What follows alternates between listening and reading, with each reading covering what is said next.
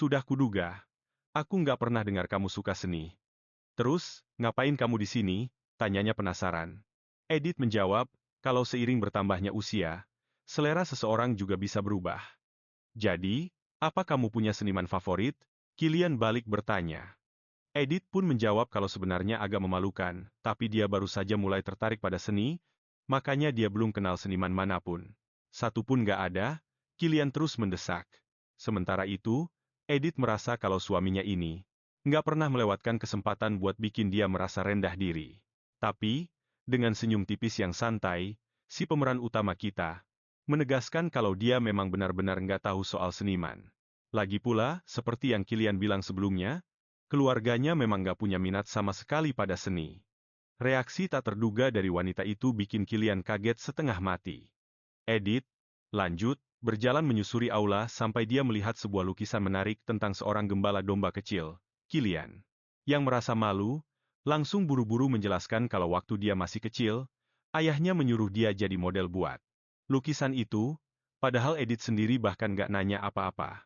Dia terus menatap lukisan itu dengan saksama, bikin Kilian merasa salah tingkah dan bertanya-tanya apa sih yang dia lihat dari gambar itu. Terus, pahlawan kita ini cuma bilang kalau nggak ada yang spesial. Tapi Kilian terus mendesak sampai akhirnya Edith dengan nada menggoda bilang, nggak ada apa-apa kok, cuma ada sesuatu di lukisan itu yang kelihatan kecil banget. Kilian, yang paham maksud terselubung dari ucapan istrinya itu, wajahnya langsung merah padam karena malu sekaligus kesal. Lalu menegaskan kalau dia cuma jadi model buat wajahnya saja. Tubuh di lukisan itu, bukan berdasarkan badannya. Masa sih? Oh, begitu. Edith menanggapi sambil melenggang pergi.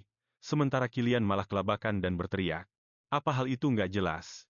Sambil malu-malu, dia terus bilang kalau mana mungkin anak bangsawan memamerkan tubuh mereka di depan seorang pelukis. Tapi si pemeran utama kita tetap menunjukkan sikap nggak peduli dan nggak percaya sama omongan Kilian. Sialan, umpatnya kesal campur malu. Sambil melangkah pergi dengan cepat, dia berteriak kalau nggak mungkin banget ngomongin soal seni sama Edith. Sementara di sisi lain, Edith malah merasa terhibur melihat reaksi suaminya itu. Tapi mau gimana lagi? Gimana dia bisa bertahan hidup kalau nggak iseng kayak gitu? Pikirnya sambil lanjut berjalan. Tiba-tiba dia teringat lagi sama lukisan suaminya tadi, dan berpikir kalau Kilian aslinya pasti jauh lebih besar daripada yang ada di lukisan itu. Catatan dari Nana, aku benar-benar nggak percaya pemeran utamanya balik lagi cuma buat ngecek aset suaminya. Aku ngakak banget. Tanpa terasa, 2 bulan sudah berlalu sejak Suna bereinkarnasi sebagai Edith dan meskipun banyak rintangan, dia berhasil menikmati kehidupan yang damai di kalangan masyarakat kelas atas. Saat sedang berjalan-jalan, di taman di bawah cuaca yang sangat cerah, Edith berpikir kalau dia bisa terus hidup begini, dia nggak bakal minta apa-apa lagi. Dia ternyata bisa beradaptasi lebih baik dari yang dibayangkan. Sekarang dia bisa menikmati galeri seni yang indah, kosmetik, kualitas tinggi, dan makanan enak setiap hari. Tentu saja selalu ada mata yang mengawasinya, tapi pelayannya, Anna, yang sering menemaninya, sangatlah baik. Saat sedang jalan-jalan pagi, dia berpapasan dengan Linan, yang sudah agak lama nggak dia temui. Halo, Nona, apa kabar? Ada perlu apa? Kesini? Linan bertanya dengan sopan, lalu menyadari kalau Edith cuma lagi jalan-jalan pagi seperti biasa. Dalam obrolan singkat itu, Edith berterima kasih lagi padanya karena sudah menjelaskan soal kediaman ini dengan sangat baik. Berkat bantuan Linan, dia jadi bisa sering mengunjungi museum sendirian. Baguslah kalau begitu, jawab Linan dengan sopan. Apa Anda sudah makan? Hari ini indah sekali, kan? Tanya Edith dengan ramah dan penuh semangat, bikin Linan sempat bingung mau jawab apa saat menatapnya, sambil memperhatikan ekspresi wajah Edith yang benar-benar tulus tanpa niat terselubung sedikit pun. Soal itu, saya tidak tahu harus bilang apa, jawabnya sambil membetulkan letak kacamata. Pahlawan kita pun berpamitan, merasa kalau Linan pasti sangat sibuk dan dia nggak mau mengganggu waktunya lebih lama lagi. Linan terus memperhatikan Edith yang menjauh. Ya, semuanya bakal baik-baik saja, pikirnya sambil merapikan kacamatanya. Jalan-jalan pagi sudah jadi rutinitas harian si pemeran utama, yang juga sering bersembunyi di balik pepohonan dekat area latihan. Akhirnya, dia sampai juga di tujuan aslinya. Sudah jadi bagian dari rutinitasnya buat mengintip latihan suaminya, dan dia melihat kalau seperti hari-hari biasanya, suaminya tampak bugar. Nggak peduli seberapa sering dia melihatnya, pemandangan suaminya yang sedang latihan dengan tubuh atletis itu selalu bikin terpana, lengkap dengan dada bidang dan otot-otot yang luar biasa, ditambah lagi punggungnya yang lebar. Sayangnya, laki-laki itu punya sifat yang buruk, tapi ketampanannya memang nggak terbantahkan. Edith menyadari kalau seperti dugaan, dia memang lebih suka Kilian daripada Cliff. Secara keseluruhan, otot Kilian lebih berisi dan padat, sangat berbanding terbalik dengan tubuh Cliff yang lebih bersudut. Pahlawan kita ini benar-benar nggak bisa menahan diri. Dia tidak ingin lama-lama di sana, jadi dia bersiap untuk pergi setelah sempat terpesona melihat suaminya berlatih pedang. Tapi, tiba-tiba langkahnya terhenti. Edith terpaku sesaat, meski dari jauh, tokoh utama kita bisa melihat senyum indah di wajah suaminya.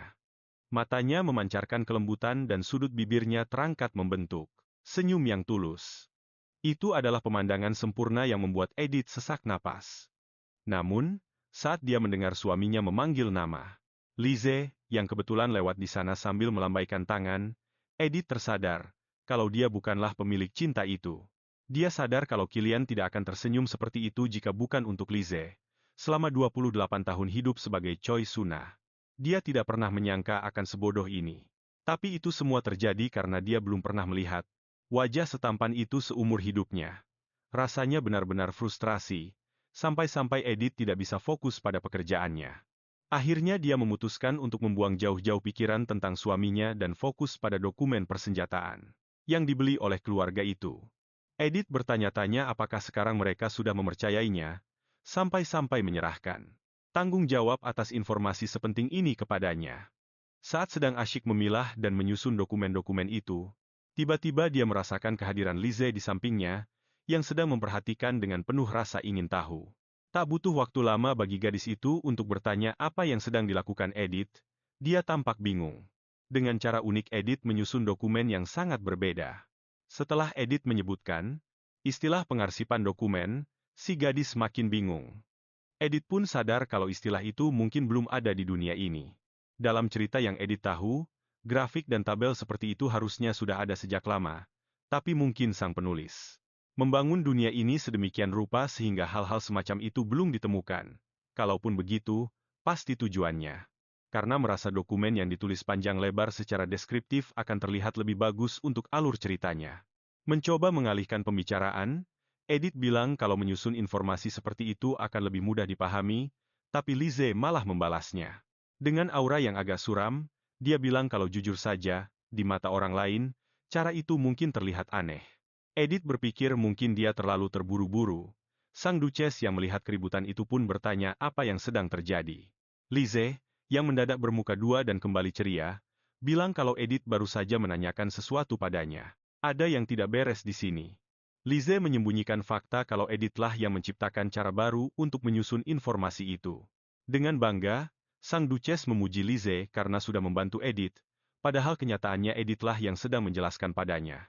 Kelakuan gadis itu membuat Edith teringat akan kehidupan masa lalunya, saat atasannya melakukan hal yang sama di kantor. Meremehkannya agar si atasan terlihat lebih hebat dalam bekerja. Bertekad tidak akan membiarkan hal itu terjadi lagi, Edith pun memanggil ibu mertuanya. Ibu, kalau tidak keberatan, bolehkah saya bertanya pendapat ibu soal dokumen ini? Tanyanya, membuat Sang Duchess bingung. Beliau sempat bingung melihat susunan informasinya, tapi Edith segera menjelaskan keraguan ibu mertuanya itu. Dia menjelaskan cara menyusun semua informasi di kertas-kertas itu agar jadi lebih sederhana, efektif, dan mudah dimengerti. Namun tiba-tiba, Edith tersadar kalau tindakannya ini bisa saja merusak harga diri Lise.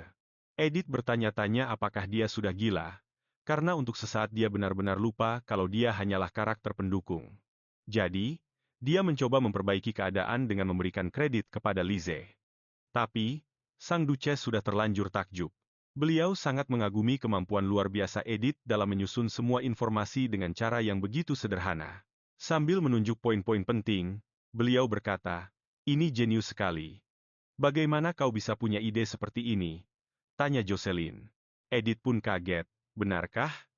Ibu sungguh berpikir begitu?" Tanya pahlawan kita dengan heran, yang dijawab dengan antusias oleh mertuanya. Beliau bilang, iya, ini cara yang sangat cerdik. Mulai sekarang, aku harus menyusun dokumen dengan cara seperti ini. Edith, bisakah kau merapikan kertas-kertas ini dengan metodemu, supaya aku dan yang lainnya bisa belajar dari apa yang kau lakukan? Jocelyn memohon, dan Edith yang merasa sangat senang karena diakui dan bisa berguna di sana, langsung menerimanya dengan semangat. Saat Edith menikmati perasaan berharga itu walau hanya sesaat, Lise memperhatikan dari jauh dalam diam. Binar di mata birunya yang biasanya bening dan jernih itu menghilang, digantikan oleh tatapan yang gelap. Tatapannya dipenuhi oleh rasa iri yang mendalam. Di adegan berikutnya, Kilian dengan wajah datar sedang memeriksa beberapa dokumen. Dia bertanya apakah format dokumen ini adalah hasil kerja Edith. Ibunya mengiyakan dengan penuh kebanggaan. Sang Duchess berkomentar betapa pintarnya Edith, sementara Lise memperhatikan percakapan mereka dari kejauhan. Memang benar, ini terlihat sangat efisien. Dengan metode ini, kita bisa merangkum dan mengambil informasi-informasi penting dengan cepat, ucap Kilian. Sang Duchess pun merasa sangat puas. Jocelyn mengambil kesempatan ini untuk mengubah arah pembicaraan.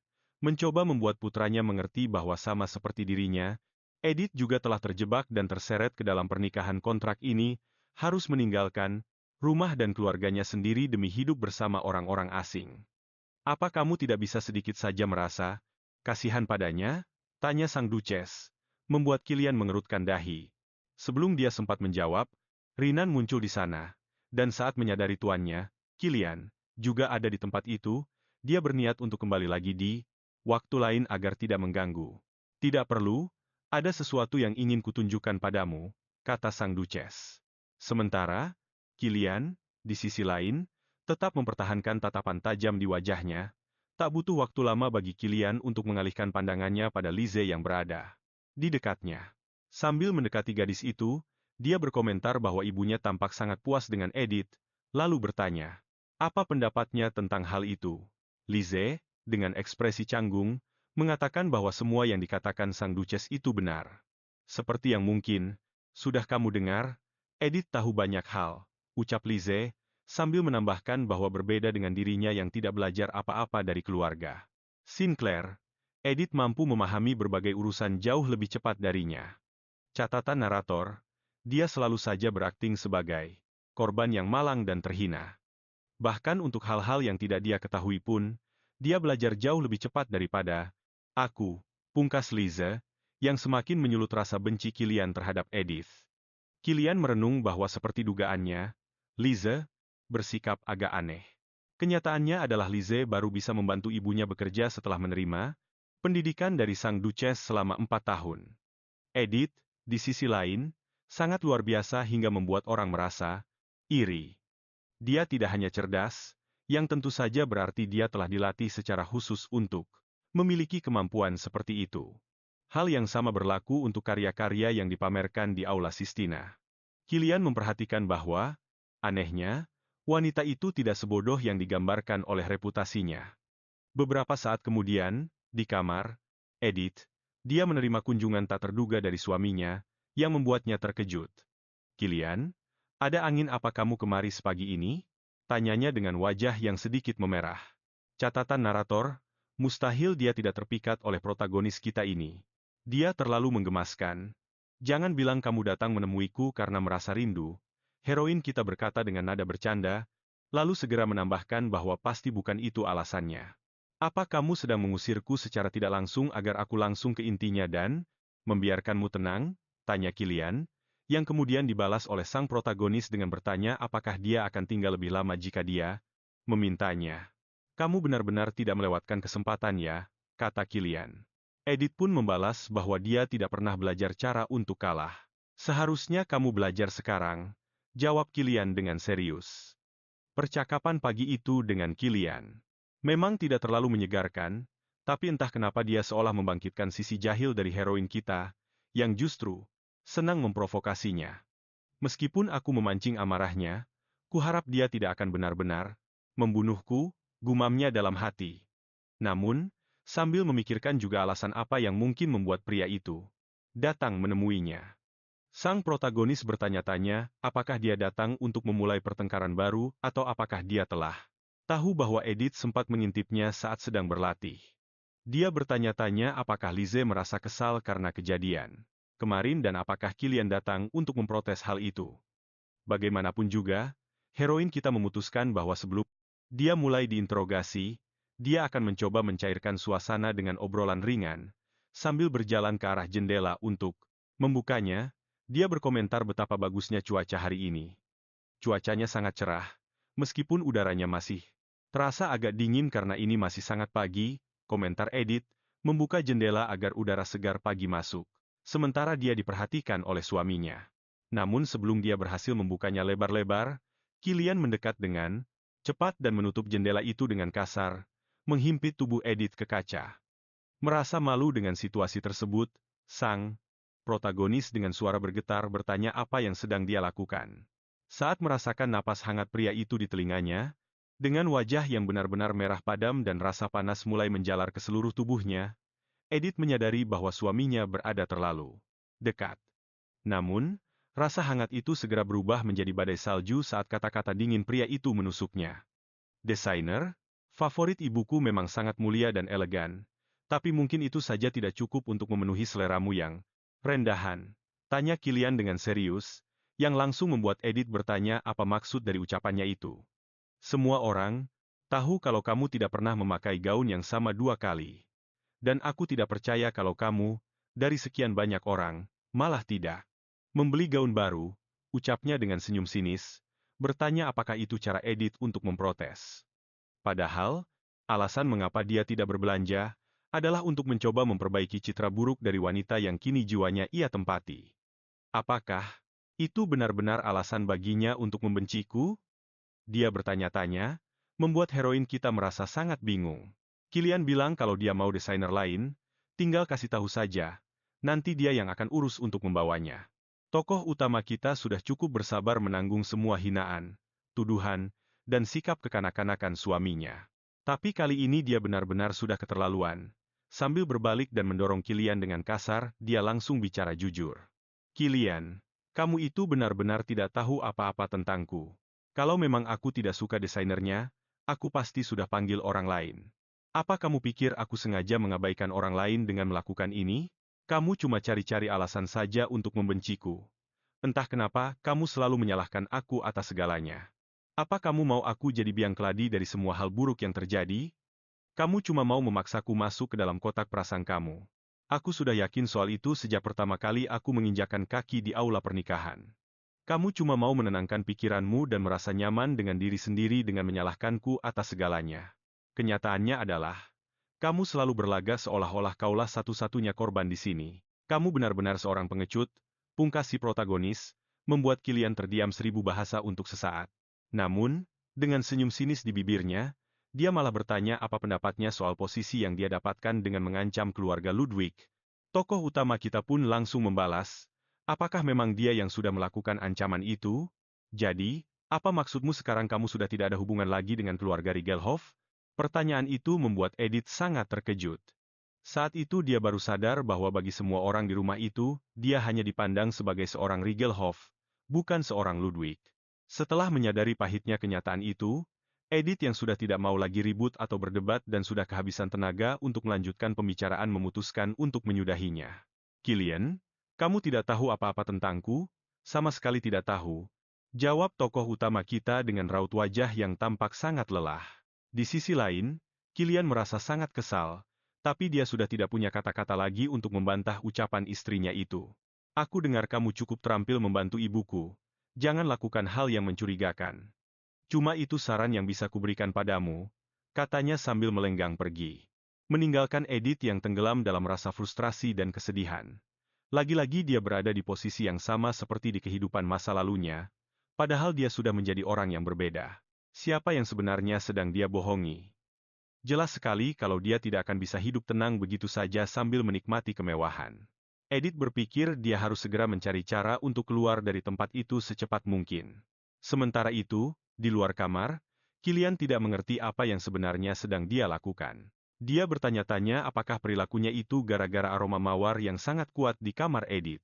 Dan saat teringat lekuk tubuh istrinya yang indah, dia sadar kalau parfum itu sudah membuatnya mabuk kepayang.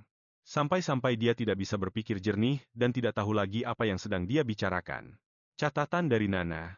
Dia habis jahat banget sama tokoh utama kita, sekarang malah kepikiran soal parfum, bibir, dan dada sintalnya. Sadar dong, Mas. Kamu harus pilih salah satu.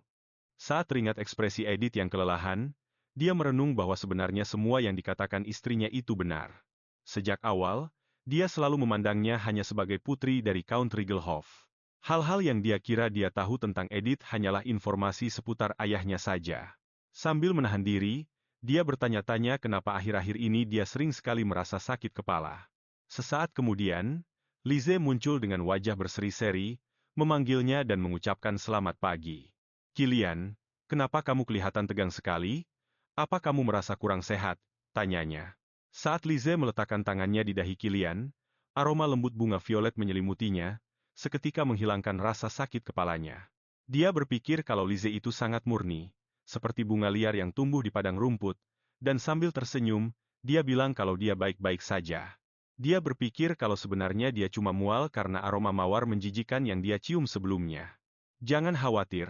Aku begini mungkin karena harus bicara dengan wanita yang menyebalkan pagi-pagi sekali, pungkasnya, yang langsung membuat Lise menegurnya. Dia menganggap Edith hanyalah mata-mata yang dikirim oleh Count. Jadi dia tidak perlu memikirkannya lagi dan lanjut mengobrol santai dengan Lise. Di adegan berikutnya, karena menolak untuk terus terpuruk di mansion gara-gara masalah dengan suaminya, Edith mengajak Anna untuk keluar dan bersenang-senang. Dulu, setiap kali Suna merasa sedih di kehidupan masa lalunya, dia akan minum segelas besar kopi es dan jalan-jalan tanpa tujuan di kota. Terkurung di tempat itu hanya akan membuatnya merasa semakin buruk. Benar saja, begitu melangkahkan kaki keluar dari mansion, perasaannya langsung membaik. Tokoh utama kita bertanya pada Anna kemana mereka harus pergi, karena dia mengaku tidak pernah pergi ke pusat kota sendirian. Dia ingin tahu tempat mana yang seru untuk sekadar jalan-jalan santai. Anna menjelaskan kalau itu semua tergantung apa yang ingin dilakukan nyonyanya.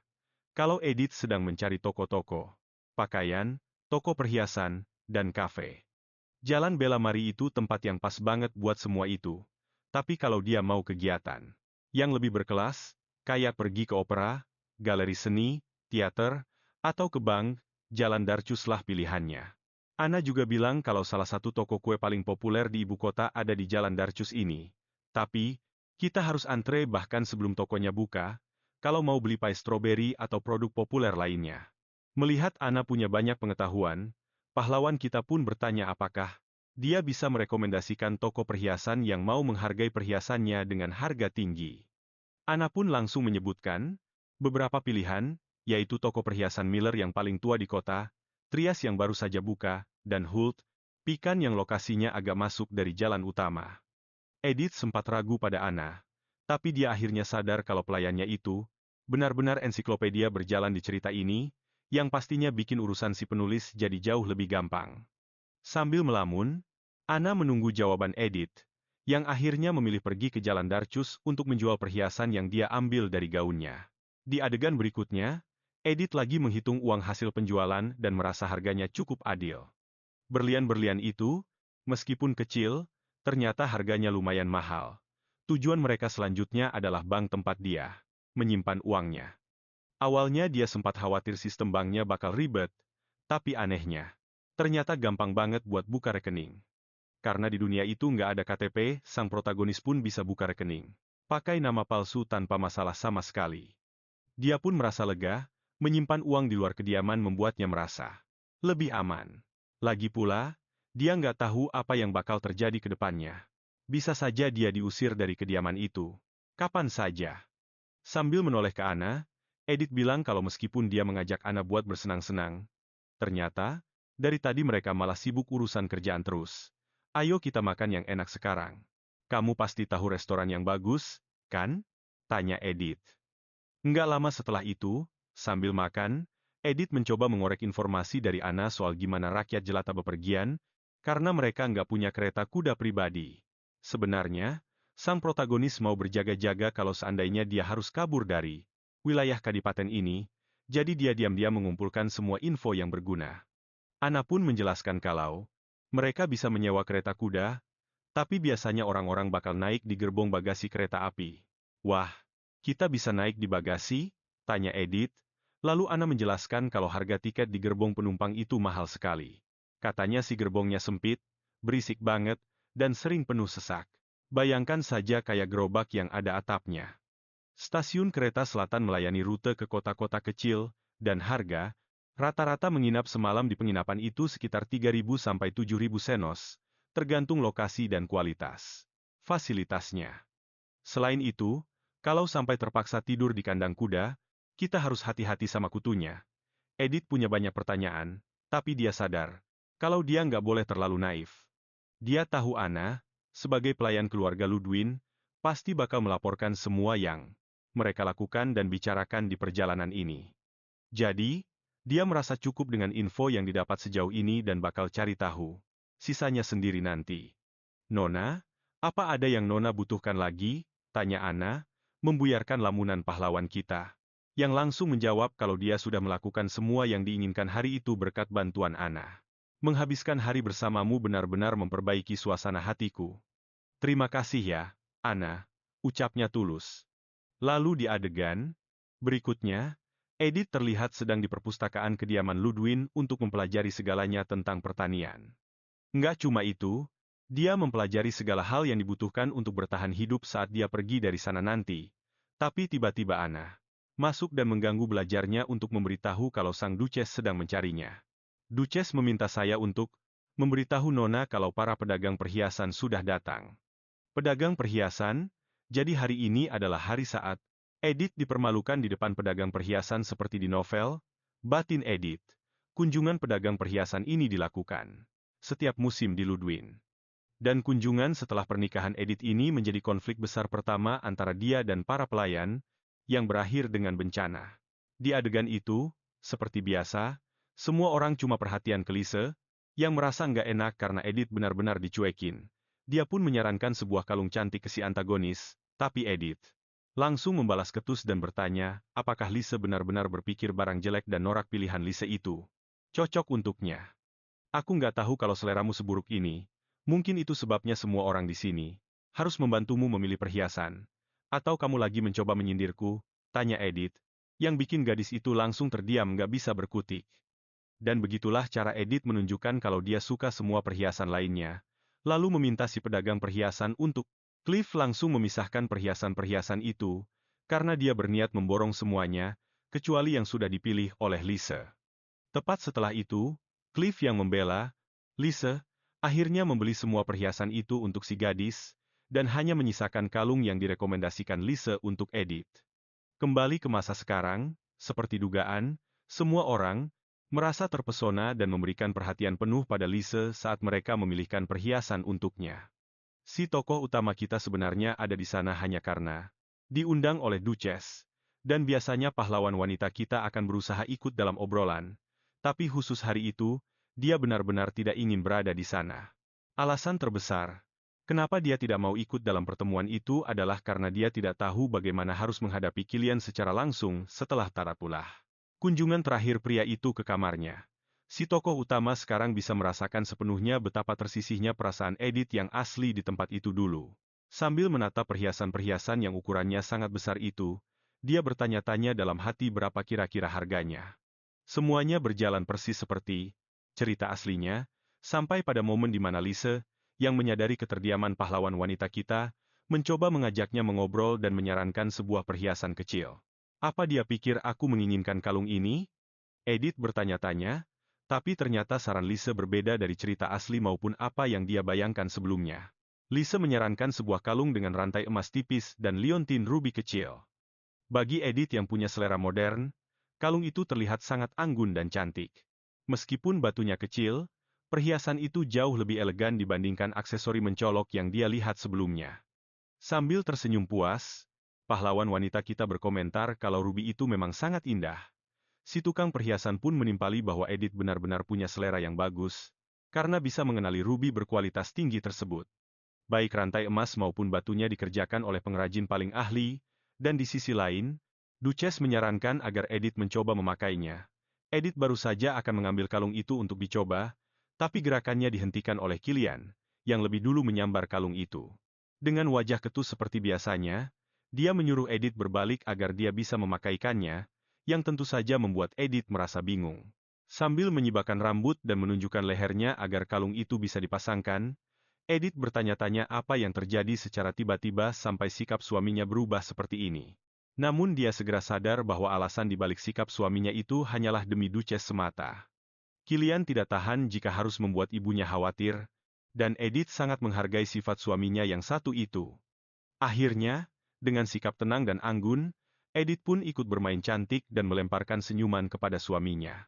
"Jadi, bagaimana penampilanku, Kilian?" tanyanya. Sempat tertegun sejenak, Kilian langsung membuang muka saat mendengar pertanyaan itu, sambil bergumam kalau kalung itu cocok untuknya, lalu dia memberitahu si tukang perhiasan bahwa dia yang akan menanggung pembayarannya. Meskipun begitu, sangat jelas terlihat kalau sebenarnya Kilian merasa agak malu. "Wah, Kilian, ini hadiah pertamamu untuk istrimu, ya? Kamu benar-benar suami yang luar biasa," goda Cliff, yang kemudian menambahkan kalau dia akan membeli sisa perhiasan lainnya untuk Lise. Sebaliknya, Duchess langsung menegurnya dan mengatakan kalau Cliff memborong semua perhiasannya, maka Edith tidak akan bisa memilih apa-apa lagi. "Tidak apa-apa, Ibu, aku tidak butuh apa-apa lagi selain kalung ini," kata Edith, mencoba meyakinkan kalau satu perhiasan itu sudah cukup baginya. Di dalam hatinya, si tokoh utama sempat berpikir sejenak berapa banyak uang yang bisa dia kumpulkan untuk dana daruratnya seandainya dia mendapatkan perhiasan lain hari itu. Namun, dia yakin akan satu hal. Meskipun nantinya dia jatuh miskin, dia tidak akan pernah sanggup menjual perhiasan pemberian Kilian ini, karena bagaimanapun juga, ini adalah hadiah pertama dari Kilian sebagai suaminya. Malam harinya, Edith sedang memeriksa tumpukan surat dan berbagai undangan pesta yang terus dia terima.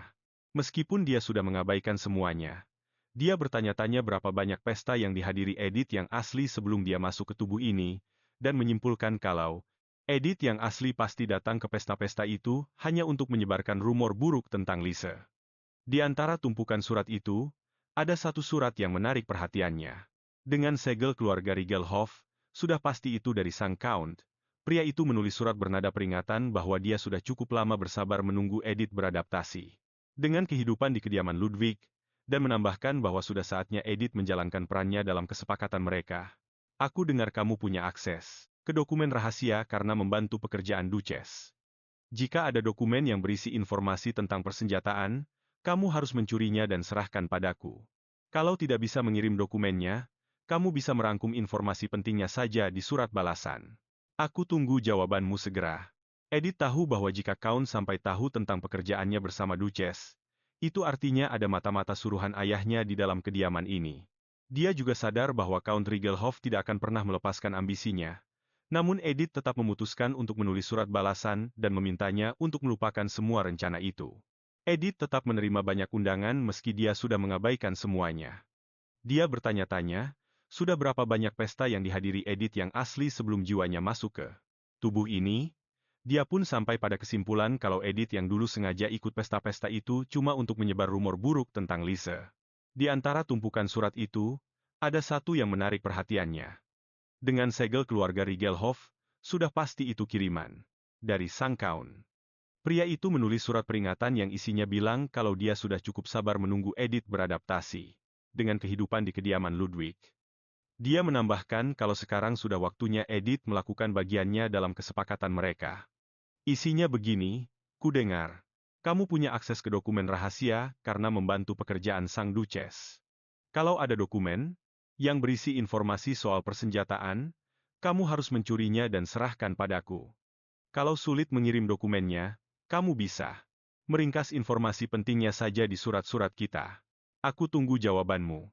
Edith sadar, kalau sang Count sampai tahu soal pekerjaannya dengan Duchess, itu artinya ada mata-mata suruhan ayahnya di kediaman ini. Dia juga tahu kalau Count Rigelhoff tidak akan pernah menyerah pada ambisinya. Tapi, Edith tetap memutuskan untuk membalas surat itu dan meminta ayahnya melupakan seluruh rencana jahat tersebut. Pengkhianatan. Di suratnya, dia bilang kalau keluarga Ludwig itu mustahil buat ditembus, bahkan jauh di luar dugaannya. Dia juga nambahin, kalau ayahnya emang niat mau hancurin Ludwig, dia harus siap kalau rumahnya sendiri yang malah bakal hancur duluan. Edith lanjut bilang kalau secara teknis, Mereka juga nggak salah apa-apa dari awal. Kaisar kan punya hak penuh buat ngasih gelar ke siapapun yang beliau mau. Jadi, buat apa coba benci sama keluarga Ludwig? Kaisar masih sehat, kerajaannya juga makmur, apalagi ada sang putri kekaisaran di sisinya. Makanya, di situasi sekarang, Adipati Agung Langston nggak punya dasar kuat buat ngeklaim tahta itu. Jadi, menurutnya, hal terbaik yang bisa mereka lakuin adalah jalin kerja sama-sama Ludwig buat ngembangin potensi besar dari keluarga Riegelhof. Edith akhirnya ngeluarin semua unek-uneknya tanpa ragu sedikit pun. Lagi pula, dia udah kepalang, masuk ke mulut harimau demi kabur dari rubah. Hal itu sih masalah kecil buat dia. Dia sadar kalau sang Count nggak bakal ngelepasin ambisinya gitu aja, tapi itu bukan urusannya lagi, urusan seorang anak yang diperlakukan buruk dan udah kabur dari rumah. Tokoh utama kita mikir kalau masalah itu udah kelar, tapi ternyata nggak butuh waktu lama buat semuanya berubah jadi kacau dan nggak sesuai dugaan. Di adegan selanjutnya, sang adipati dengan wajah gelap bilang ke Edith kalau dia udah mempermalukan ayahnya sendiri dan kehilangan kehormatannya. Dia dituduh udah nyeret seluruh keluarganya ke dalam lumpur. Hari itu, Edith diinterogasi habis-habisan sama Adipati Ludwig, yang terus-menerus nanya apa dia yang udah membocorin dokumen mansion. Padahal dia udah bilang berkali-kali kalau dia nggak bakal pernah ngelakuin itu. Kamu berani sumpah demi kehormatan ayahmu? Tanya beliau. Si tokoh utama pun jawab kalau dia berani bersumpah demi kehormatan ayahnya dan kehormatannya sendiri. Bahkan, dia berani sumpah demi nyawanya. Yah, kalau gitu, kamu udah ngehianatin ayahmu dan ngebuang kehormatanmu sendiri. Sang adipati bilang dengan serius kalau dia udah bikin keluarganya malu besar. Apa maksud Anda, Yang Mulia? Tanya Edith sambil bersiap buat berdiri. Sebagai jawaban, sang adipati ngasih dokumen itu ke Renon buat dikasih lihat ke Edith. Ternyata itu dokumen yang dulu dikasih sang adipati buat dia rapihin. Sambil senyum sombong, sang adipati bilang kalau dokumen-dokumen itu sebenarnya sengaja disiapin sama Renon buat dia, dan isinya cuma informasi palsu. Dan ternyata, Count Riegelhof udah ngebeli semua barang yang ada di daftar itu. Ini jadi bukti kuat kalau si Count udah kemakan info palsu itu. Ayahku ngelakuin itu?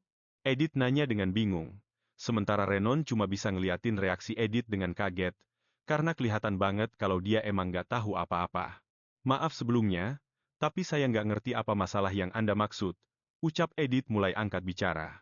Anda mungkin punya alasan sendiri kasih saya dokumen palsu, tapi mau info itu palsu atau beneran, saya cuma ngerjain tugas saya. Saya nggak pernah bocorin informasi ini ke siapapun.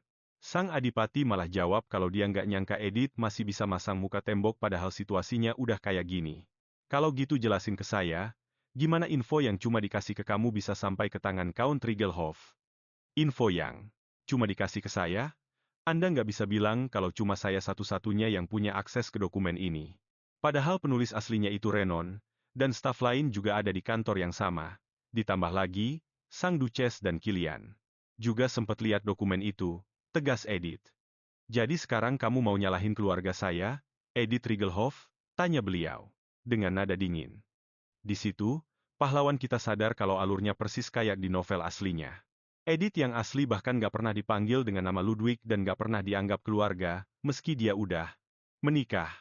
Apa sih masalah orang ini? Pikir si tokoh utama. Padahal dia sendiri yang maksa Edith buat menikah lewat perjodohan. Kalau gitu, siapa nama belakang Nona Lise? Apa dia Ludwig? Tanya Edith, bikin semua orang kaget setengah mati sama keberaniannya. Adipati Ludwig yang mulai emosi pun memperingatkan kalau dia udah kelewatan. Edith yang ngerasa nggak adil terus negasin kalau bukan cuma dia, Duchess dan Kilian juga tahu soal dokumen itu. Buat apa saya bocorin dokumen itu kalau saya tahu saya bakal jadi orang pertama yang dituduh kalau itu sampai kejadian? Kalau emang dari awal Anda nggak percaya sama saya, harusnya jangan kasih saya info palsu. Bahkan, harusnya jangan kasih saya apa-apa sekalian.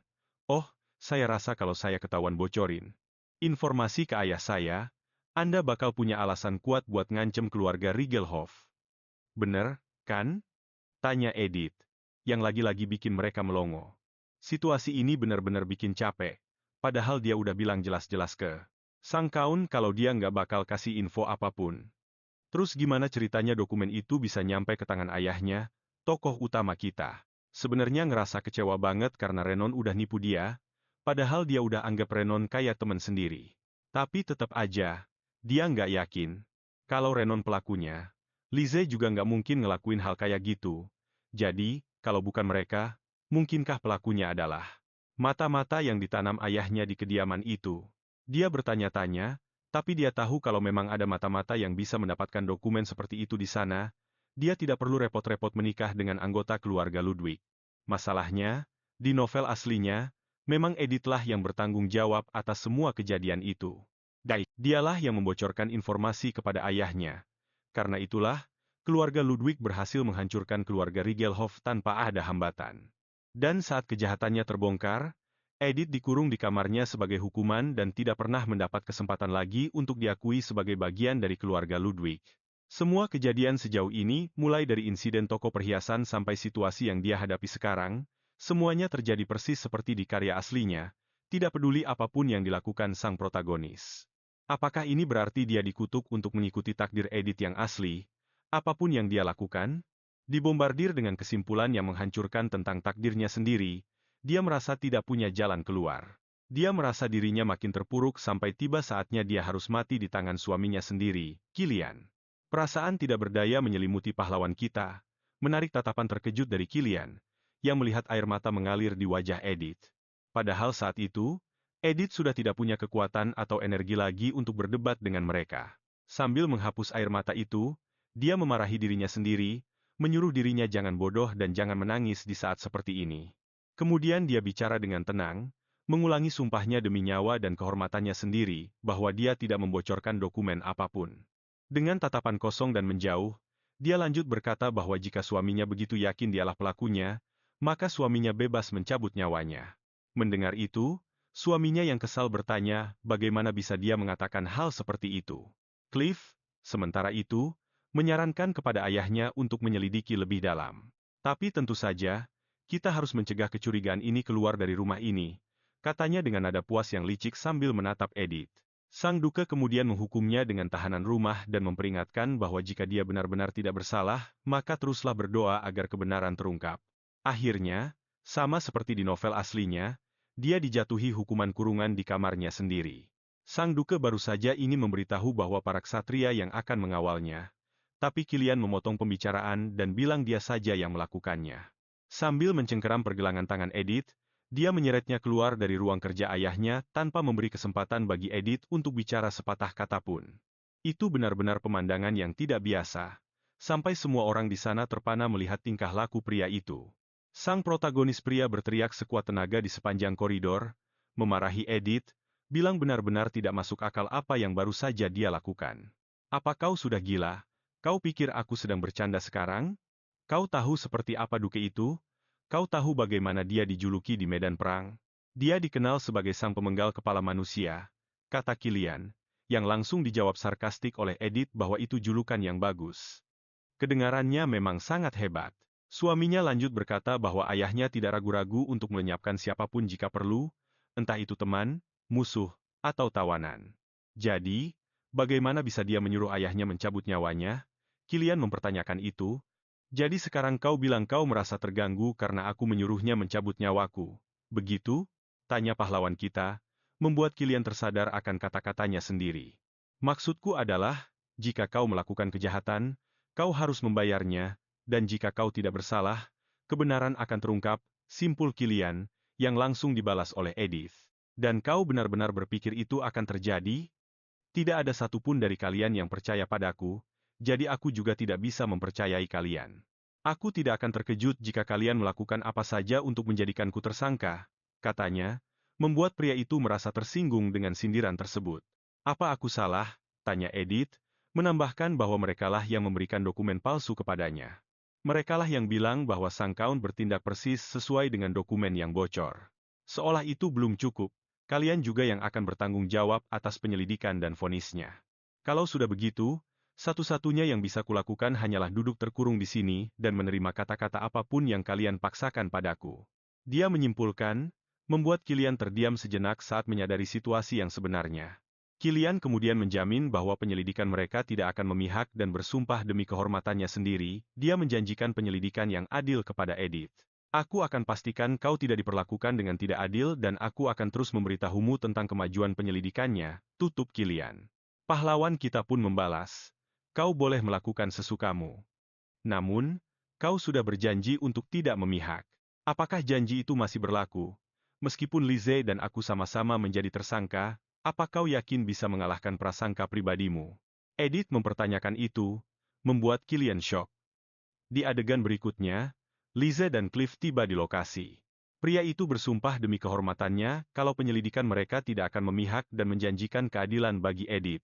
Aku jamin kamu tidak akan diperlakukan tidak adil, dan aku akan terus memberitahumu soal perkembangan penyelidikannya.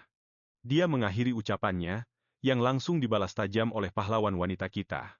Anda boleh lakukan sesuka hati, tapi Anda sudah janji untuk Kina. Tetap netral. Apa janji itu masih berlaku? Meskipun aku dan Lize sama-sama dicurigai, apa Anda yakin bisa membuang prasangka buruk Anda? Tanyanya, yang membuat pria itu langsung terdiam syok. Di adegan berikutnya, Lize dan Cliff sampai di lokasi Istana Kekaisaran, tempat mereka disambut dengan hangat oleh Putri Catherine Iberia. Catherine adalah adik perempuan Kaisar, dengan perbedaan usia 4 tahun, dan satu-satunya kerabat sedarahnya. Dia terkenal sebagai putri paling keras kepala dan bermasalah dalam sejarah. Dia seperti hewan liar yang bertindak bahkan sebelum bicara, sosok yang ditakuti karena statusnya di keluarga kekaisaran. Selain itu, Catherine adalah satu-satunya wanita yang berambut pendek di kekaisaran tanpa menjadi rakyat jelata. Sang putri adalah tipe orang yang menganggap gaun itu tidak nyaman, jadi dia selalu memakai celana kemanapun di istana. Bahkan di acara formal sekalipun, dia adalah ancaman yang tak terhentikan di istana. Tapi bagi Liz, dia bisa menunjukkan sisi lembutnya. Saat Liz memberi hormat di depan sang putri, Catherine memintanya untuk membuang segala formalitas dan memanggil namanya saja. Aku datang menjemputmu langsung karena sudah sekitar 1 bulan kita tidak bertemu. Apa kau sudah tidak peduli lagi padaku? Tanya sang putri. Cliff, sambil menarik Liz ke dekatnya, meminta sang putri untuk tidak mengganggunya, karena Liz tampak sedikit kurang nyaman. Dalam cerita itu, Liz telah memenangkan hati pria yang dicintai Catherine sejak lama, meski cinta Catherine sendiri bertepuk sebelah tangan. Percakapan mereka berlanjut sampai sang putri berkomentar tentang ketidakhadiran Kilian bersama Liz hari itu, menanyakan apakah semuanya baik-baik saja. Liz menjawab kalau sekarang Kilian sudah menikah dan tidak bisa meninggalkan Edith begitu saja untuk pergi bersamanya. Itu tidak bisa disebut pernikahan. Itu cuma kekacauan belaka, sebuah pertunjukan sandiwara politik yang sedang kami mainkan bersama keluarga Riegelhoff. Jadi kalian datang untuk membicarakan hal itu dengan saudaraku. Langston dan Riegelhoff, nama-nama terkutuk itu sudah terlalu sering kudengar, cetus Catherine. Cliff berkomentar kalau Edith ternyata jauh lebih bodoh daripada kelihatannya dan semuanya bisa menjadi lebih baik. Segalanya bisa berjalan lebih mudah berkat dia. Catherine, di sisi lain, mengaku tidak terlalu ingat seperti apa rupa Edith. Tapi itu tidak masalah karena toh dia memang tidak tertarik pada politik. Percakapan berlanjut dengan Cliff yang mulai menyindir. Dia bicara soal sang putri yang tidak suka politik, sampai akhirnya Catherine menarik Liz ke arahnya, mengatakan kalau dia akan menikmati waktunya. Dia ingin menghabiskan waktu dengan tamunya dan menyuruh Cliff menyelesaikan urusan membosankan itu dengan sang kaisar. Dia pergi meninggalkan Cliff dan Rin di belakang. Cliff sendiri, meski tubuhnya ada di sana, pikirannya melayang ke tempat lain. Pagi harinya, dia sempat memprovokasi Kilian dengan bertanya apakah semuanya berjalan lancar saat mengawal istrinya. Adiknya itu langsung menyuruhnya berhenti bicara, karena kepalanya rasanya mau pecah karena saking khawatirnya. Kalau situasi ini membuatmu kesal, apa kau tidak mau ikut saja ke istana kekaisaran? Tanya Cliff. Hal itu membuat Kilian geram, dia mempertanyakan kenapa Cliff harus pergi ke istana kekaisaran di saat seperti ini. Kau belum yakin akan apapun, tapi kau tetap mau melapor ke istana kekaisaran? Tanya Kilian dengan penuh amarah. Cliff lupa menenangkan Kilian, dia menjelaskan kalau mereka hanya akan memberitahu tentang penyelidikan itu, tapi dia belum pernah melihat Kilian seperti ini. Dia tidak pernah melihat Kilian bereaksi sehebat itu terhadap keputusan ayahnya. Pindah ke adegan berikutnya, Suna sedang berbaring di tempat tidur. Dia berada di rumah sakit, menangis di balik selimutnya, sampai teman sekamarnya bertanya apakah dia merasa sangat kesakitan. Gadis kecil itu tidur di ranjang sebelah. Suna meminta maaf, bertanya apakah tangisannya telah membangunkan temannya di malam yang dingin itu. Gadis itu menenangkannya, bilang kalau tidak apa-apa karena dia juga selalu menangis setiap saat. Apa kau juga takut akan pergi? Dia bertanya, lalu Suna menjelaskan kalau dia tidak takut. Kenyataannya, dia lebih baik mati daripada harus menderita lebih lama lagi. Bagi orang tuanya, penyakitnya adalah beban dan dia ingat betul ayahnya pernah mengucapkan kata-kata yang sangat kejam. Ayahnya bilang kalau dia adalah anak terkutuk. Di sisi lain, kakaknya yang merupakan donor yang cocok, malah mengatakan hal yang lebih buruk. Kakaknya bilang kalau prosedurnya akan sangat sakit dan lebih baik biarkan saja dia mati. Akhirnya, Suna mulai percaya kalau hal terbaik adalah menerima semuanya. Dia akan menerima takdirnya, lebih memilih mati daripada terus hidup menderita seperti itu. Hidup memang tidak pernah berjalan sesuai keinginanmu. Tapi tidak seperti aku, setidaknya kau punya anggota keluarga yang cocok sebagai donor. Aku ingin sekali mencapai usia 20 tahun. Aku ingin memanjangkan rambutku dan menguncirnya jadi kuncir kuda. Aku ingin memakai lipstik dan riasan mata. Aku ingin berjalan-jalan di tengah kota. Aku ingin melihat bagaimana orang-orang menjalani hidup mereka. Aku ingin sekali punya kesempatan itu. Karena jika aku punya kesempatan itu, aku merasa bisa menahan rasa sakit apapun. Kata-kata gadis itu membuat Suna tersadar. Dia membuat sang protagonis sadar kalau itu adalah mimpi yang selalu dia miliki saat sedang melewati masa-masa yang sangat sulit. Gadis itu bilang dia takut mati lebih dari apapun. Dan saat Suna kembali dari transplantasi sumsum tulang belakang, dia melihat sesuatu. Gadis muda itu sudah pergi tanpa sempat mengucapkan selamat tinggal. Karena alasan itulah, Suna merasa tidak boleh menyerah pada hidupnya yang berharga. Selama dia masih hidup, dia bisa melakukan apa saja. Kembali ke masa sekarang, Edith telah menemukan kedamaian dengan gaya hidupnya. Dia menemukan ketenangan dengan gaya hidup barunya sejak dia mengubah sikapnya. Selama dia masih hidup, dia bisa melakukan apa saja. Edith telah menemukan kedamaian dalam hidup barunya sejak dia mengubah pandangannya. Meskipun status tahanan rumahnya adalah salah satu hambatannya. Apa yang dianggap hukuman oleh orang lain, bagi dia saat itu justru jadi waktu berharga buat menikmati kesendiriannya. Dan buat menenangkan diri. Lagian, dia emang dasarnya orangnya tenang dan lebih suka di rumah aja. Yah, itu bener sih. Sampai akhirnya, Kilian tiba-tiba muncul buat makan siang bareng dan ngerusak ketenangannya. Jadi, ngapain kamu kesini? Tanya dia sambil menghela napas bosan. Karena suaminya itu emang datang tiba-tiba tanpa kabar buat makan bareng. Kilian, kok diem aja? Jawab dong, dia nanya lagi. Dia nanya gitu pas Kilian natap dia dengan dingin dan tajam. Aku kesini karena nggak ada waktu lain selain sekarang, jawab Kilian. Edith pun sadar kalau suaminya itu emang sibuk banget, dan dia pengen Kilian cepet-cepet pergi dari situ. Dia mikir dalam hati, apa si bodoh ini nggak bakal kasih tahu alasan yang sebenarnya? Apa kamu pikir bisa seenaknya cuma gara-gara kamu ganteng dan punya badan seksi? Batinnya sambil kagum. Tokoh utama kita ini ingat pernah baca di internet kalau pernikahan yang modal tampang doang itu bisa awet banget. Ada seorang wanita yang cerita kalau hatinya langsung luluh tiap kali ngelihat wajah ganteng suaminya, jadi dia nggak bisa marah lama-lama. Dia nggak bisa terus-terusan kesel sama suaminya kalau wajahnya seindah itu. Sekarang Edith ngerasa bersalah dan minta maaf sama wanita anonim itu karena dulu nggak percaya. Sambil merona merah, dia mencoba buang pikiran itu jauh-jauh. Dia pun mutusin buat fokus ke makanannya aja. Makanan di depannya ini kelihatan enak banget kalau sampai disisain. Jadi, dia nikmatin setiap suapan dengan lahap, sementara suaminya terus merhatiin dia. Tiba-tiba, Kilian buka suara dan ngomongin soal gimana perkembangan penyelidikannya. Dia ngasih tahu kalau, sesuai dugaan Edith, dia juga udah masukin nama Lise ke daftar tersangka. Edith yang kelihatan gak tertarik cuma bilang kalau dia nggak nyangka soal itu. Kilian lalu jelasin kalau dia nggak berniat buat kasih pengecualian ke Lise. Tapi sebelum dia sempat bilang supaya Edith nggak perlu khawatir dan harus makan yang bener, dia malah keceplosan. Dia bilang kalau nafsu makan istrinya itu kayaknya nggak berubah sama sekali.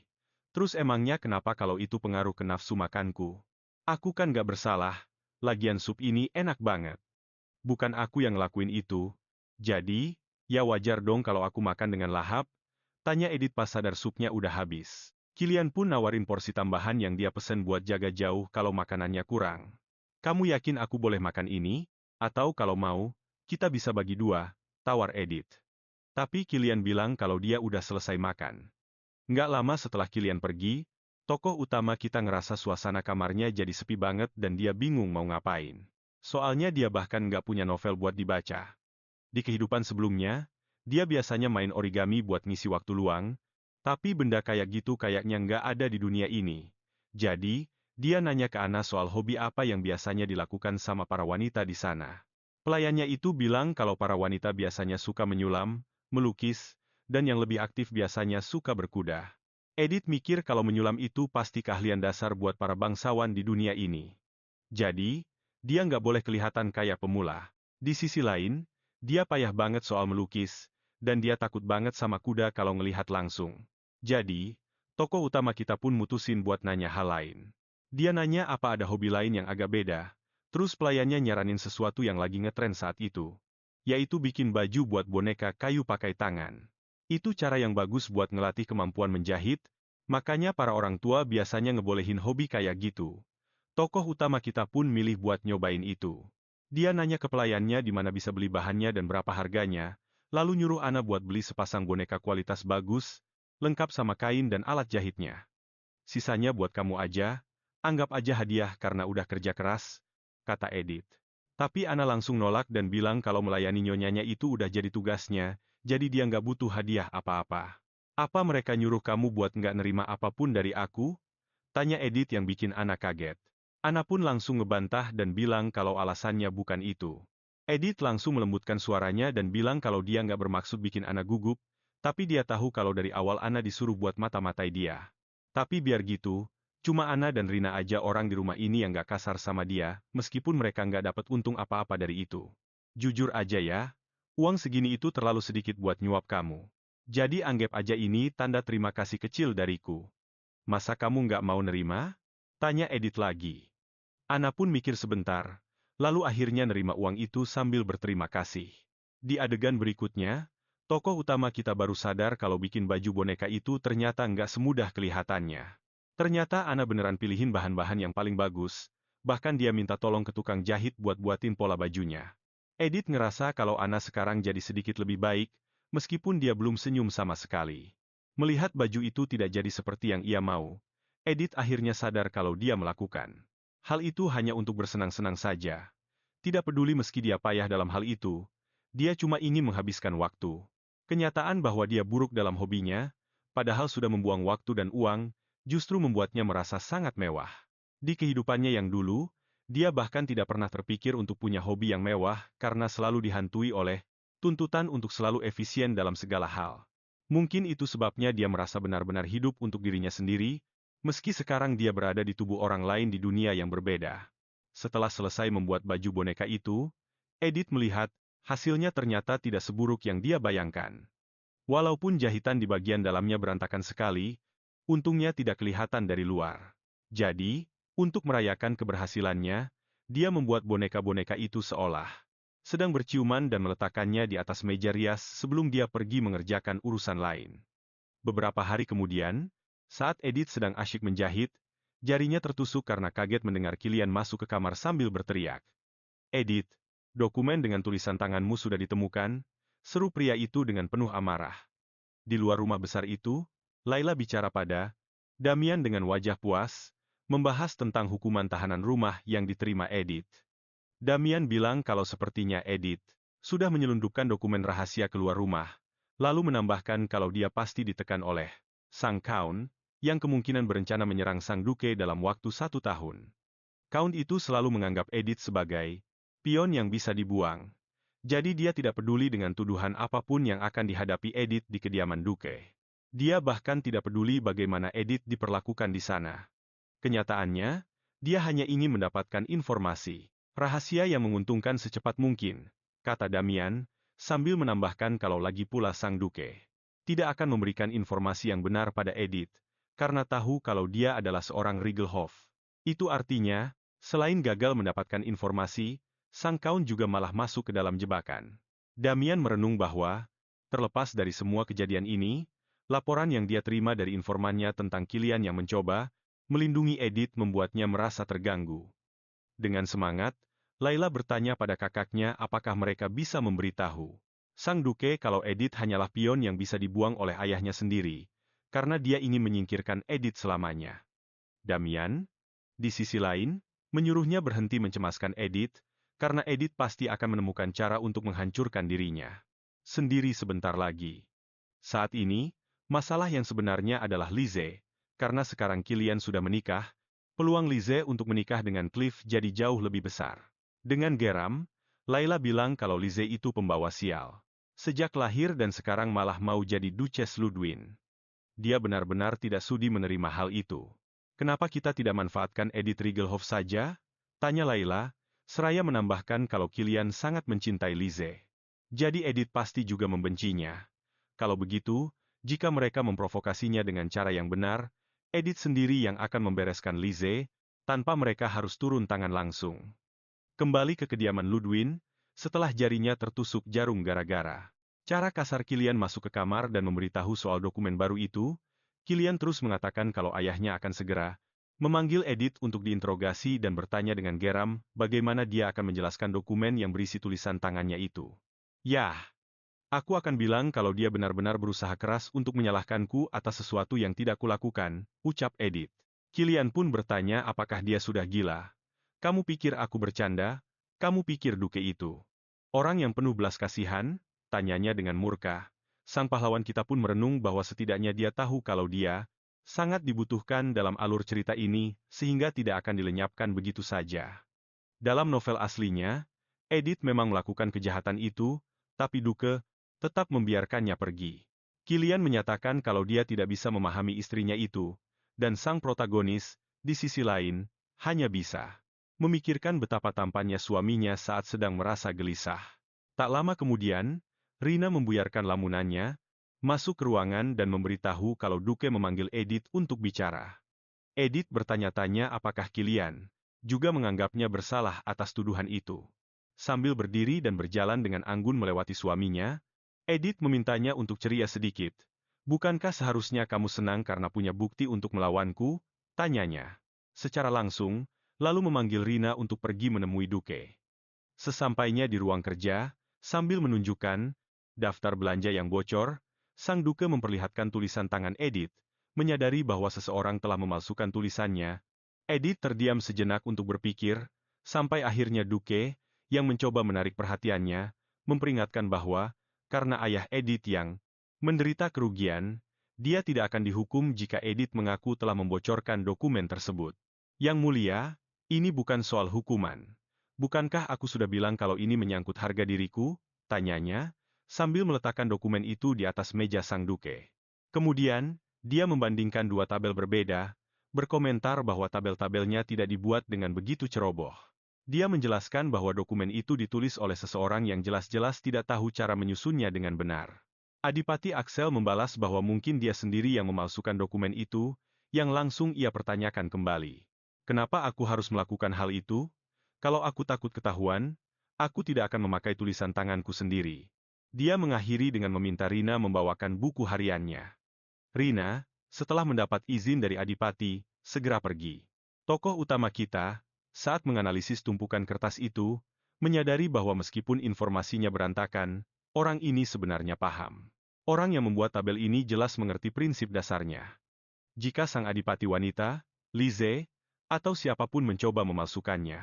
Jika seseorang yang belajar cara membuat tabel dari Edith mencoba memalsukan tulisannya, itu akan sangat masuk akal bagi rencana mereka. Tapi dia bertanya-tanya mengapa Adipati Axel mau bersusah payah menjebaknya. Tidak perlu membuatnya jadi serumit ini. Seolah-olah mereka mencoba memaksa Edith untuk mengikuti alur cerita aslinya. Sesaat kemudian, sang protagonis datang membawa buku harian itu. Begitu buku harian di tangannya, dia menunjukkan perbedaan antara tulisan di tabel dan tulisan aslinya sebagai bukti. Dokumen palsu ini sengaja dibuat oleh seseorang, dan yang mulia harus menangkap tikus yang melakukannya. Edith berbicara dengan penuh percaya diri. Adipati masih menilainya dengan tatapan berpikir sejenak, dan sesaat kemudian, Lizzie masuk ke ruang kerja. Lizzie masuk dengan wajah polosok tidak berdosa seperti biasanya. Kenapa Lizzie ada di sini? Kilian bertanya penasaran. Ayahnya langsung menjawab bahwa dialah yang memanggilnya, lalu menyambut gadis itu dan berkata bahwa dia datang tepat waktu. Lizzie, kau sudah membantu adipati wanita Jocelyn selama 4 tahun, dan kau bilang Edith baru-baru ini mengajarimu cara menggunakan tabel itu. Benar, kan? Beliau bertanya, dan si gadis mengonfirmasi sambil bercerita betapa senangnya sang adipati wanita dengan metode tersebut. Siapa lagi yang tahu metode ini? Tanya beliau, dan Lize menjawab bahwa dia tidak yakin apakah sang adipati wanita mengajarkannya pada orang lain.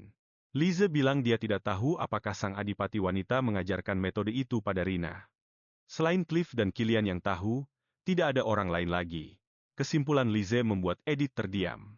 Jadi, satu-satunya orang yang tahu cara menggunakan metode ini hanyalah Edith dan keluarga kita. Adipati berkomentar, membuat Kilian terkejut dengan kesimpulan ayahnya. Sementara Lize menegaskan bahwa kemungkinan besar memang begitu. Bolehkah aku bertanya mengapa Yang Mulia menanyakan hal ini padaku? Tanya gadis itu, sementara Edith mulai mempertanyakan rencana tersebut. Apa maksudnya? Dia tidak mengerti. Padahal saat Edith mengajarinya menggunakan tabel terakhir kali, jelas sekali kalau Lize sudah paham. Setidaknya dia yakin akan hal itu sampai saat ini. Sang Adipati, memotong pikiran Edith, menjawab pertanyaan Lize. Beliau berkata itu bukan urusannya. Yang penting Lize sudah membantunya memecahkan masalah ini, jadi dia boleh pergi. Setelah Lize keluar dari ruang kerja, Adipati berkomentar dengan sarkastis dan rasa puas kepada Edith tentang betapa anehnya situasi ini. Beliau menyangkal bukti-bukti yang diajukannya. Jadi ini kesimpulan akhir Anda, Yang Mulia? Tanya Edith. Edith, yang sudah hilang kesabaran, mengungkapkan betapa mengecewakannya hal ini. Kau masih berani membantah? Tanya beliau dengan nada penuh kemenangan. Pria itu tersenyum lebar.